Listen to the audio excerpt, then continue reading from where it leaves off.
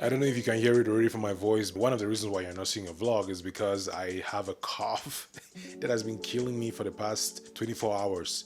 And I don't think I'll be able to edit in time. So this is going to last for just a bit. Hopefully this doesn't stay. I think I could be able to narrate movies, you know what I'm saying? In this video, we're going to talk about this one idea that has been percolating in my mind.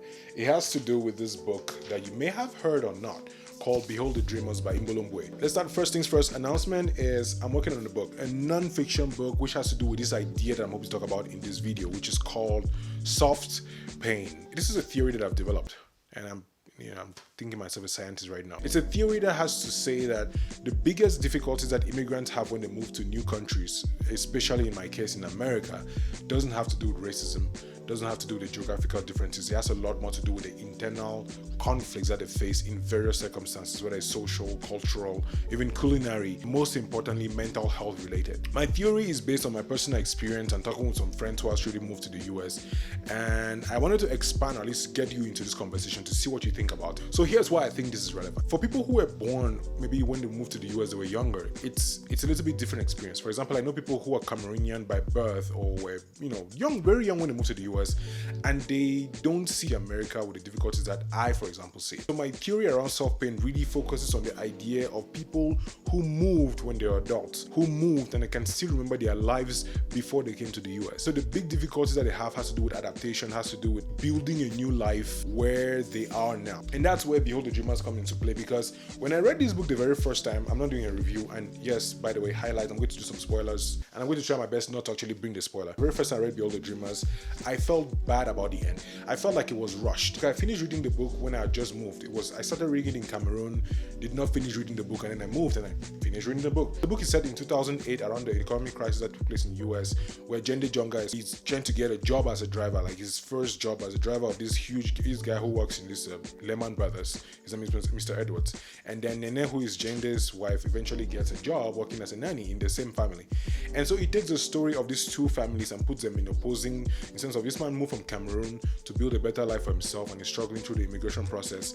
And this other man who is working in Wall Street and has all the power and money, and his wife as well, who is now in, high roller, has a lot of money, but is feeling like unloved and no family. And then Nene herself, who was able to join her husband, trying to go to school, getting pregnant. Like, there are a lot of things that happened that put these families together, that when I was reading the book in the beginning, it was much more, I would say, entertainment. I was reading to enjoy the story. I was very excited about the fact that a Cameroonian writer has a book on a huge stage like this.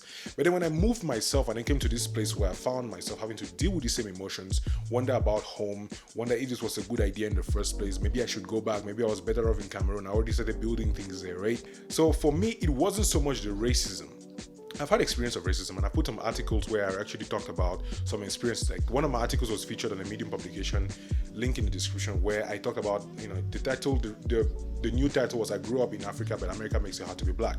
I still have a lot to learn about what it means to be black in America. Like, the racism aspect of it, I feel, has been propped so high that nearly anybody who is moving is expecting to be racially segregated. It's expecting somebody to call them, the N-word. It's expecting some sort of pushback because of their skin color. And that's almost very obvious. But when I think of soft pain, in the context of my own story, in the context of Jende's story, I think of those small, subtle things that stay with you as the person who actually moved. Things like wanting to go back home and not understanding why you want to go back home. Things like wondering if you would ever actually adapt to this particular context, especially the mental health aspect of it. I think it's something that we are not talking a lot about, those difficulties of being able, this is the key one, like this is the key, being able to explain how you feel about certain things to people who are back in Cameroon or back in Gabon or wherever you are, where you have these phone conversations with people who now think that because you're in America, everything is great, everything is perfect, you're living the dream. And in many aspects, I would say you are. Like, there are so many infrastructures and so many things that allow you to grow and become exponentially successful in the US and in many other developed countries. And I use developing quotes because I don't really believe in that term based on the way the world has been, labeled. When we look at that context, we always look at, if you move to America, beware, Trump, beware racism, beware this, beware that. You're already so aware of those things that you don't see the subtle problems that creep in, the subtle difficulties, the nostalgia, the seasonal depression of winter, the inability to explain yourself. When you stand and you're frustrated and you're angry about, you're looking at your life, you're like, man, I wish I could be doing more. I cannot handle school and work. Like me, for example, right now, one of the big difficulties that I've had for the past couple of weeks is really be able to juggle between school and work. Like, literally, the reason why you're not watching the vlog now is because I've not had time to do the vlog. And it's because I scheduled my Saturdays to actually go out and meet people, because I realized that I was doing nothing else. I would work, I would go to school, I would hang out with my wife. When I put it that way, it almost sounds like, yeah, that's what you're expecting to be in America, right? You're expecting to get this all frustration. Like, this is the American dream. It's all work, no tiring, all hustle. There are two audiences in mind when I think of the soft pain. I think of the immigrant, the adult immigrant. You still remember very clearly where you were. You've built a life in a country. You were born there, raised there, went to school, got a job, probably even had girlfriends or boyfriends, maybe even got married. You've built a whole identity of who you are based on where you were. And then now you have to take up that, move to a completely new environment, and then find a way to fit yourself into it. When I read articles about immigration, I feel like there's so much accent that is put on the racism aspect of it and the cultural differences, instead of the individual difficulties and conflicts that these adult immigrants have in understanding themselves and the roles that they play in the communities in which they are. The idea of soft pain is something that I find I can actually go with for a very long time, because it's not just so much about racism. It's not so much about finding a way to get a job. It's not about changing your accent or getting things. It's so much more about the journey, the individual journey to realizing that you're no longer where you were and looking at what you can do where you are right now. It doesn't just have to do with immigration.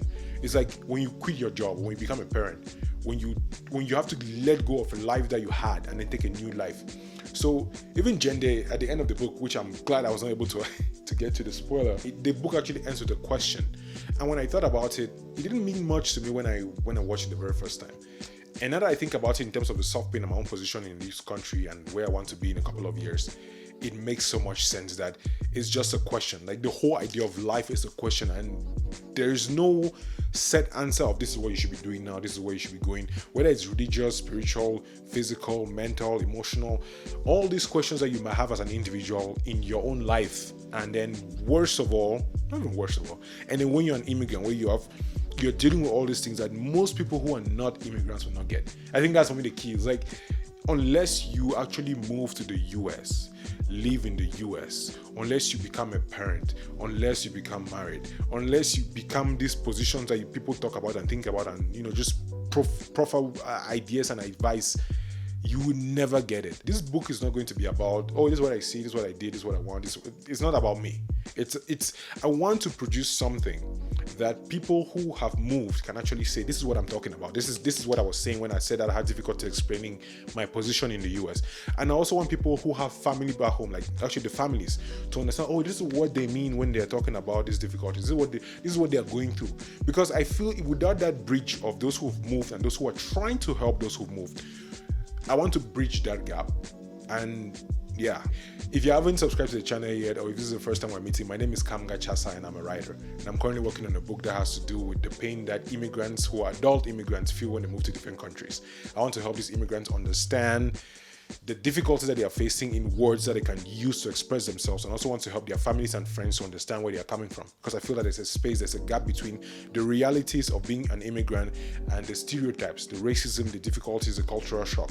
And I want to do that. On this channel, I talk a lot about ideas like that, such as immigration, relationships, and then most importantly, creativity and the journey towards making your dreams come true. I think everybody has a story that is important. Everybody has a story to tell. And I want to use my life as an example as I explore and discover these things to maybe help one person to make their own decision. So if you haven't subscribed yet to the channel, please click on the subscribe button. If you have, please click on the notification bell so that you can see whenever I post a video. I post a video every Tuesday, whether it's a vlog, whether it's me sitting down talking to you, whether it's a book review. Every single Tuesday, I would show up here and make a video for you. I will see you next video. I need to get drinking water or milk or something. Actually, it's hot tea. Yeah, hot tea. So, yeah, thanks for watching. I'll see you next week. Bye.